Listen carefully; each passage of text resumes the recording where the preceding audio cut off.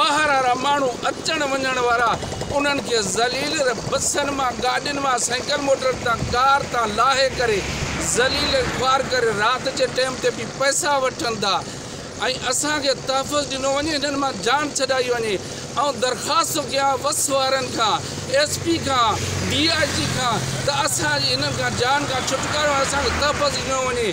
ही असांजी माल ऐं जान जा हिफ़ाज़तदार जेके आहिनि असांजे लाइ हींअर ख़तरो बणिया बीठा आहिनि। टंडो मीर अली पुलिस जे मुबैना ज़्यादतियुनि ख़िलाफ़ ॻोठाणनि एहतजाज कयो आहे। पीर वसण थाणे जे हद मलक चौदगी में दुकानदार इरशादुल्ला पंहार, फोग चन्नो, ज़फ़र अली शर, नाज़िम ओजण ऐं ॿिनि एहतजाज कंदे इल्ज़ाम हयो आहे त टंडो मीर अली पुलिस दुकान ते चढ़ाई करे खाउन भत्तो तलब कयो आहे। हुन चयो त भत्तो न ॾियण ते पुलिस दुकान तां सामान वठी वापसि वेंदड़ ॻोठाणनि जी रस्ता रोक करे खेनि बिना जवाज़ चौकी ते खणी वञी खाउन 40,000 रुपया रोक ऐं सामान खसे वापसि रवानो करे छॾियो आहे। हुननि IG Sindh, DIG Sukkur, SSP Khairpur समेत ॿिनि वस वारनि खां मुतालबो कंदे चयो आहे त टंडो मीर अली पुलिस जे ज़्यादतियुनि जो नोटिस वठी इंसाफ़ ऐं तहफ़ुज़ फ़राहम कयो वञे। ॿी सूरत में एहतजाज जो दाइरो वधाए सख़्त एहतजाज कयो वेंदो।